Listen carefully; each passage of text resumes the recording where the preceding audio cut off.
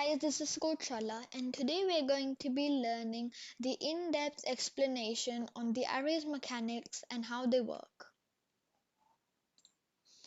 An array is an ordered list of related variables that include both strings and integers.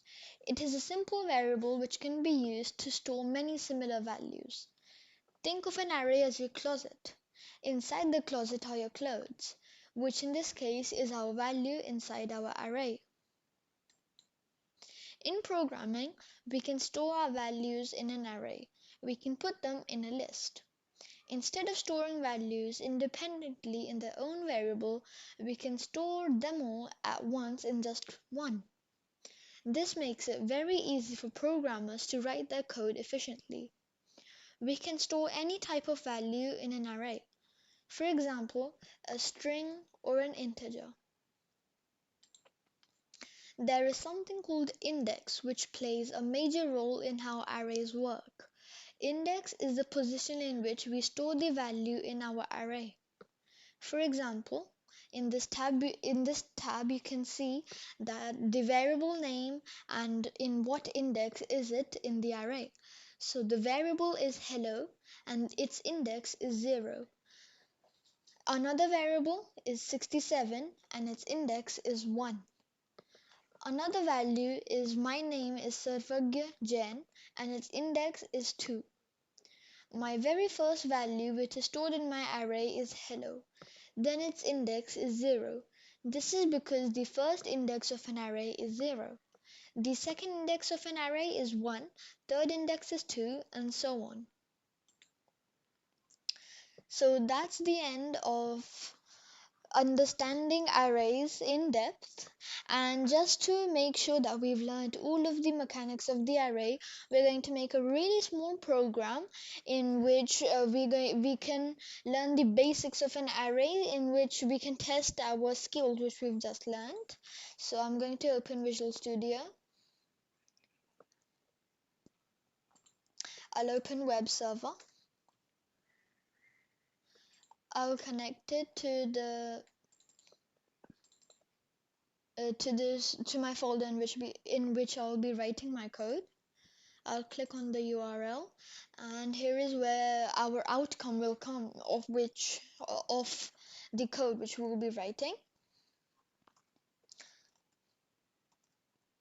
And so this is really simple, like only 2 or 3 lines of code which we're going to write today.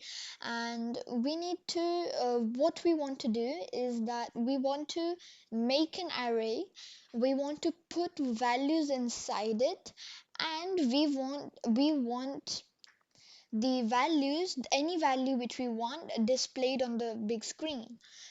So first of all, we're going to make an array. We can give it any name.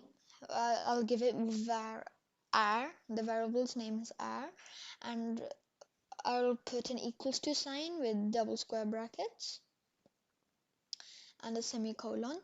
So we need to give array 5 values, and we'll give those values inside these 2 square brackets. So we can give any 5 values which we want. For example, if you want to give a value if you want to give a string, if you want to put a string inside the array, you can do that with double quotes. Double quotes, I love coding. Comma for if you want to give another value in the array, you can give an integer, for example 100. Another comma for another value. Arrays are easy.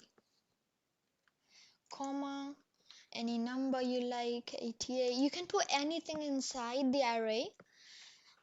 And you can also put a predefined variable which you've made. So for example, if I make a variable before this r, I can, for example, I can write var randomize. So that's just the name of the variable, and I can give it any value, for example 883, and then I can call that in my array randomize.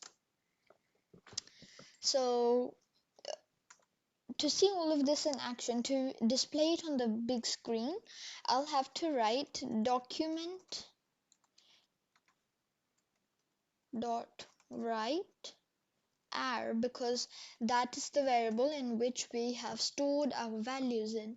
So document.write, it's a predefined function in which we can display anything on the screen.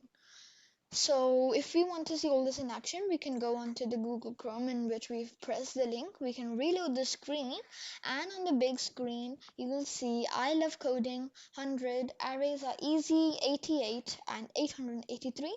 These are the values which we have written inside our var. So the variable randomize, which we've defined in line 1, its value was 883.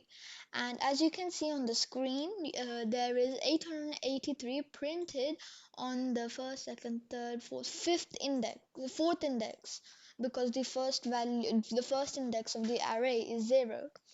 So that's how 883 is printed.